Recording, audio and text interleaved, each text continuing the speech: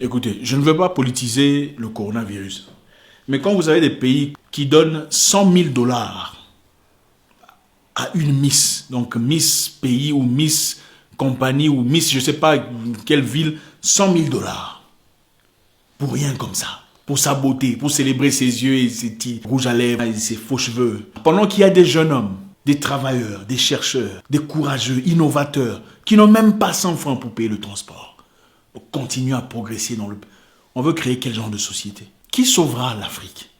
Resterons-nous pour toujours comme des enfants en attente que l'Europe trouve des cures, des médecines, des solutions pour nous? La vie autour du coronavirus. Ça se passe. Finalement, c'est pas aussi agréable qu'on l'anticipait.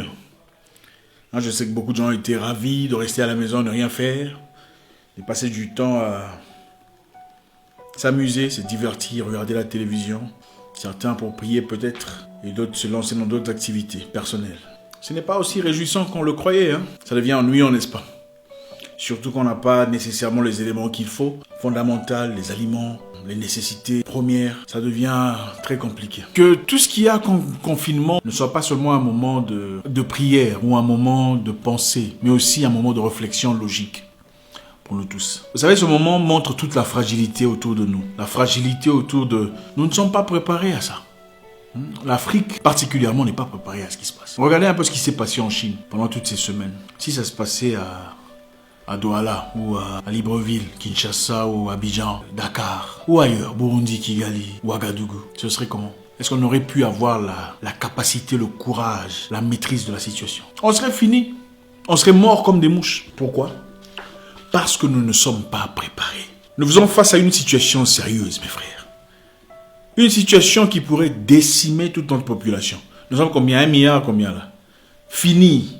On n'a rien. Qu'est-ce qu'on a comme contre le coronavirus? En toute honnêteté, on n'a rien.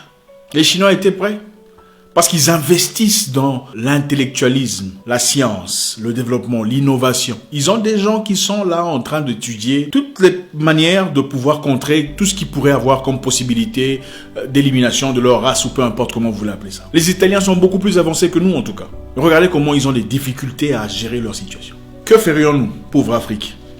Nous qui privilégions les choses puériles, le divertissement, la télévision. On a besoin de revoir en toute conscience nos priorités. Chers frères africains, on a besoin de revoir nos priorités dans la vie. C'est triste de voir tout un peuple assis en attente que quelqu'un quelque part aux États-Unis, quand une personne en se réjouissant m'a envoyé une vidéo où le président américain est en train de dire: on a finalement trouvé un vaccin qui est en mode test et très bientôt on pourra le distribuer au monde entier, on sauvera le monde. Et la personne est en train d'acclamer, il est content, on a trouvé un truc. Ça me révolte. Ça me révolte. Il faut avoir honte. N'est-ce pas le même président qu'on accusait de racisme, de suprémacisme il n'y a pas longtemps? Le même président que vous aviez accusé de racisme et de suprémacisme veut vous présenter un vaccin et vous vous acclamez: oh bravo, il a finalement trouvé la solution pour nous. Mais il faut avoir un peu d'estime personnelle. Il faut avoir honte. C'est comme si une personne t'insultait et puis finalement te dit: bon, comme tu n'as pas mangé, passe à la maison, on va te donner à manger. Et tu acclames: oui. Frère africain, il faut avoir honte. Ce qui sépare l'humain du chien, c'est d'abord la honte. Il faut avoir honte. On ne peut pas rester comme des enfants en attente que les solutions viennent toujours d'ailleurs. Ce n'est pas honorable. Comment peut-on nous battre pour une Afrique indépendante, prétendre nous sommes des hommes forts, les descendants de je sais quoi, pendant que nous sommes incapables de trouver nos propres solutions à nos propres problèmes? Les Chinois ont trouvé leur solution. Ils n'ont pas demandé d'aide. Vous savez pourquoi? Parce qu'ils investissent en leurs fils et en leurs filles, qui travaillent dur dans la science. Parce qu'ils sont capables de mettre de l'argent de côté afin de construire une communauté. C'est vrai, je ne dis pas que le système chinois est un système parfait. Je dis qu'ils savent comment reconnaître ce qui est important pour la communauté et mettre à l'écart ce qui est du personnel. L'Afrique a besoin de réfléchir. Que ce moment nous fasse réfléchir. Il ne s'agit pas seulement d'entrer en jeûne et prière pour prier la grâce de Dieu, l'amour de Dieu. C'est vrai, c'est bien la grâce de Dieu. Mais ce n'est pas la première fois qu'il y a des épidémies sur Terre.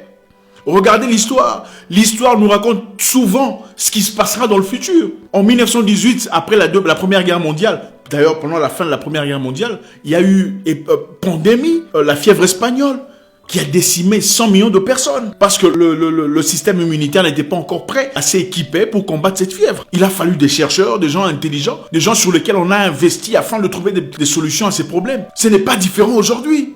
Il ne s'agit pas seulement question d'entrer en jeûne de prière ou d'alarmer les gens sous prétexte que c'est le ciel qui s'ouvre ou que c'est la fin du monde, comme certains le font sur Internet. On voyait des vidéos des satanistes. Les satanistes existent depuis la nuit de temps. Ce n'est pas aujourd'hui que ça commence. Quand on est en manque de solutions, en manque de capacité, on commence à pleurnicher parce qu'on ne sait pas quoi faire. C'est vrai qu'il faut se tourner vers Dieu. Mais Dieu nous a déjà équipés. Le cerveau est la chose la plus importante que Dieu nous a donnée. Un cerveau que nous utilisons très difficilement. C'est un cerveau que nous utilisons quand on veut faire du mal à nos prochains. C'est un cerveau qu'on utilise quand il faut comploter, quand il faut détruire. Un cerveau qu'on utilise quand il faut vilipender. Mais un cerveau toujours absent quand il faut contribuer. Quand il faut générer l'intelligence pour un bénéfice communautaire. On doit réfléchir, chers frères. Que ce moment soit un moment de réflexion. Un moment, pas seulement de spiritualité, mais un moment de conscience. On a besoin de célébrer ces jeunes hommes ou ces jeunes personnes qui s'investissent dans l'innovation de l'Afrique. On a besoin de nos propres téléphones. Nos propres capacités de communication. Si quelqu'un venait voulant attaquer l'Afrique, nous sommes incapables de nous protéger parce que nous n'avons pas la technologie. Pourquoi n'avons-nous pas la technologie? Parce qu'on n'investit pas dans la technologie. On investit dans nos intérêts personnels. Et beaucoup d'Africains, malheureusement, à partir du moment qu'ils peuvent siroter du champagne, ils peuvent voyager en business class, le pays va bien. Il faut changer. C'est de l'égoïsme. Nous sommes maintenant confrontés aux mêmes problèmes. Ne sommes-nous pas?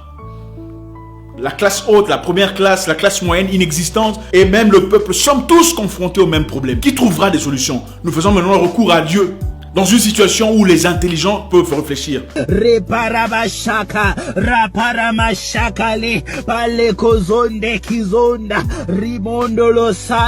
Vous pensez que l'homme blanc ne prie pas?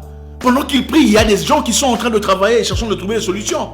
Des gens qui sont financés par le gouvernement, financés par leur peuple, soutenus par les prières de leurs pasteurs. Le moment est venu pour que l'Africain réfléchisse, revoir ses priorités. Il n'est pas question de bâtir des grandes maisons, de célébrer les musiciens qui ne nous apportent en tout cas pas grand-chose en ce moment-ci. Investissons dans ce qui est important. Nos infrastructures ont besoin d'investissement. Le corps médical a besoin d'investissement. Nous avons besoin d'ambulances. Comment voulez-vous que les gens respectent le principe de confinement si leur seule façon de vivre, c'est d'aller marchander dans les rues, c'est d'aller parlementer, trouver un peu de riz ici, un peu de sel de l'autre côté? C'est compliqué. Ça doit changer. Ça doit changer. Le système doit s'accélérer. Comment voulez-vous que les gens se lavent les mains s'ils n'ont même pas d'eau potable? C'est compliqué, on doit se le dire. Je ne suis pas en train de politiser cette histoire, mais que cette histoire nous amène à réfléchir. Il ne s'agit pas seulement de nous, de nos intérêts personnels, de nos propres avantages. Il s'agit d'un sujet communautaire. Et ça touche tout le monde. Les ministres sont en train de tomber, tout le monde est en train d'être touché. Africain, reprends-toi. La vie, ce n'est pas seulement toi. La vie, c'est nous, ensemble. On a vu une vidéo, là, je ne sais pas si c'est vrai, où un petit était en train de se plaindre parce qu'il était rejeté par l'hôpital, en Italie, je crois. L'infirmière aurait dit qu'elle ne voulait pas traiter ce petit, priorisant un Italien. C'est vrai que c'est méchant, c'est vrai que c'est injuste. Mais c'est chez eux, c'est leur pays, leurs institutions. Il faut faire ça aussi chez nous. Comment vous allez crier au racisme si chez vous, vous n'avez rien? Sur quelle base? Tu te bats contre le voisin, mais tu veux l'eau du voisin. Comment?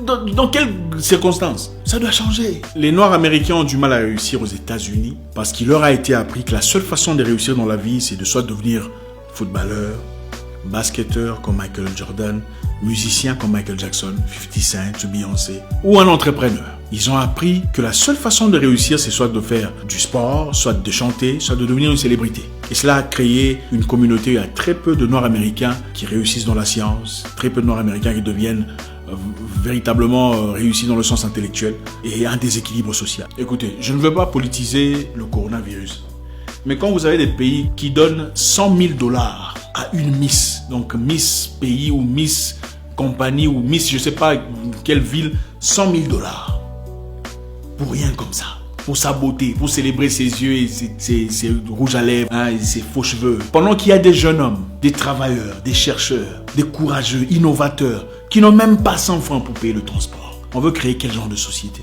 Qui sauvera l'Afrique? Resterons-nous pour toujours comme des enfants en attente que l'Europe trouve des cures, des médecines, des solutions pour nous? On doit chez nous appliquer un système qui encourage la jeunesse dans l'intellectualisme, dans la science, dans le développement, dans l'innovation.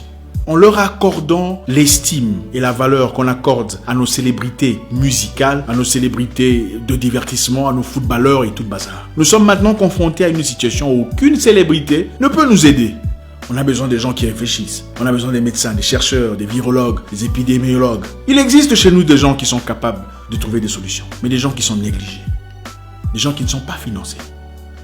On doit revoir le système. L'Afrique doit commencer à se comporter comme une grande personne, comme un adulte, plus comme un enfant. Et c'est notre devoir, à nous tous.